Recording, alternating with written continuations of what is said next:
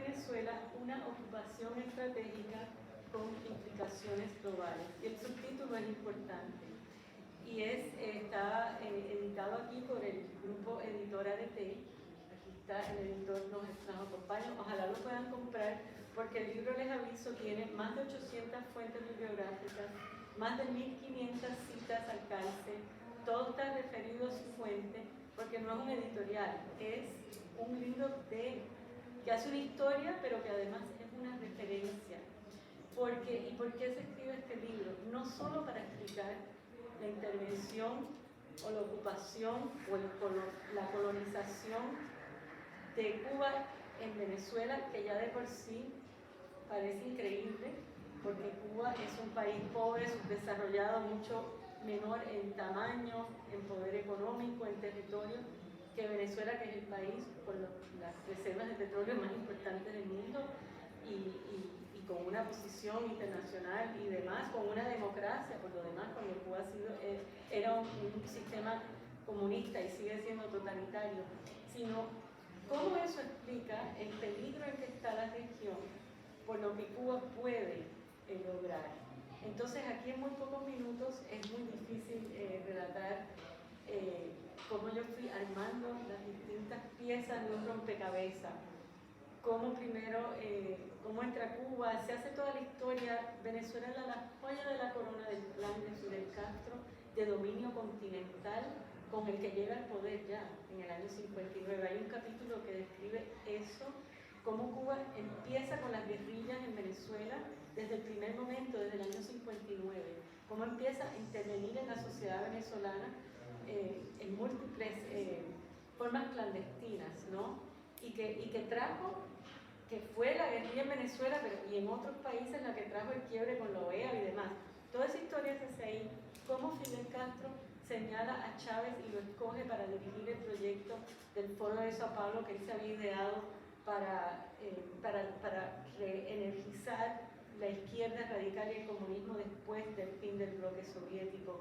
Cómo lo posiciona, porque Cuba siempre, Fidel Castro especialmente, Fidel Castro y Cuba eran lo mismo por muchos años, estaba detrás de Venezuela por su riqueza mineral y por su posición geoestratégica.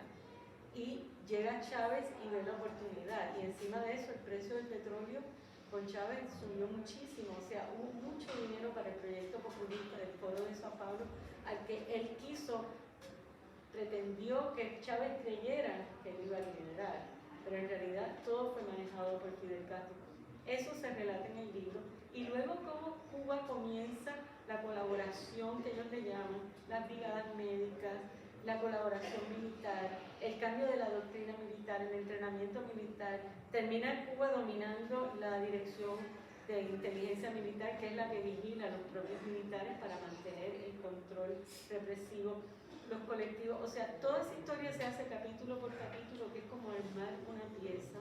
Y de hecho les cuento que el título del libro yo lo fui cambiando a medida que avanzaba la investigación. Yo ya tenía mucho de esto, había escrito sobre Venezuela, tenía una idea de lo que estaba pasando, pero jamás me imaginé el nivel al que esto llegó.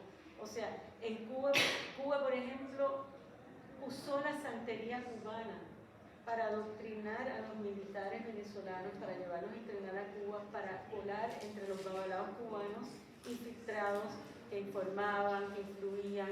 Eso se describe en el libro, o sea, es una cosa sofisticada, planificada, no fue fortuita, ¿no? Y hoy día he hablado con venezolanos, yo me toco compositores venezolanos en Nueva York, en Miami, aquí mismo acabamos de almorzar con uno ayer.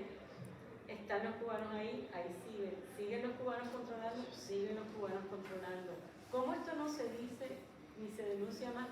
No lo sé, pero los venezolanos lo saben y nunca lo quisieron creer, porque yo recuerdo que yo le decía cuando llega Chávez al poder y empieza a verse, a perfilarse el modelo, porque él enseguida ya estaba en Cuba y los Castro estaban en Venezuela, eso fue inmediato. Los acuerdos de colaboración, todo eso empezó muy rápido, las brigadas médicas, y les decíamos los cubanos, y más desde el punto de vista académico, lo que les venía encima me decían, imposible, eso jamás va a pasar aquí. Y miren lo que ha pasado, Venezuela hoy tiene, se calcula, o se dice 8 millones de exiliados en los últimos 10, 15 años, ¿no? Han destruido la economía, han reprimido a la población, o sea, se tortura en varios centros de tortura con el adiestramiento de los cubanos.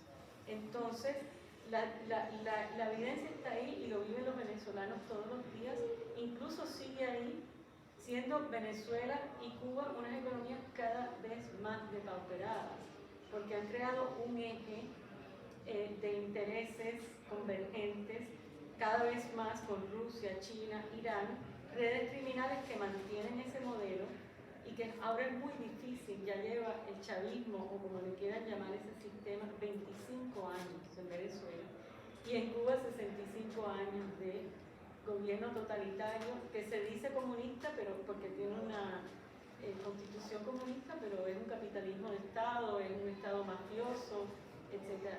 Entonces el libro también describe cómo es que Cuba logra esto. Y hay un capítulo que se llama La competencia distintiva de Cuba, donde yo tomo un término de los negocios que se llama Core Competency y lo uso para la geoestrategia. Cuba crea unos talentos, unas capacidades que son bastante únicas para un Estado totalitario, que con las circunstancias que tiene Cuba, y dado que Cuba es un país donde no hay elecciones, alternancia de poder, rendimiento de cuentas, instituciones y demás, pues ha podido con su sistema de inteligencia, propaganda, la creación de grupos de amistad y agentes y colaboradores en todo el mundo, tener una influencia desproporcionada, que nada más que hay que ver en que Cuba tiene 126 embajadas en el mundo, es el país de Latinoamérica que más tiene, más que Argentina, más que Colombia, más que México, cuando el PIB de Cuba es casi como el de Haití y la población son 11 millones. Archivo Cuba, que es la institución que yo coordino, archivocuba.org, si entran al sitio, el proyecto Cuba y el Mundo tiene publicadas tablas del cálculo de la penetración de la inteligencia cubana en Latinoamérica y Estados Unidos en el número de agentes y en el número de oficiales. Tiene la tabla de comparación de las embajadas y esto realmente es lo que explica. ¿Cómo es posible que un país, tú decías en tu presentación de ayer, del grupo parlamentario de amistad, hay 109 grupos parlamentarios de amistad? ¿Qué país de ese porte? ¿Tú te imaginas Ecuador con grupos parlamentarios de amistad, grupos de amistad con Ecuador, ese número de embajadas? Eso es lo que explica, esa es la competencia distintiva. Y con eso termino para pasarle la palabra.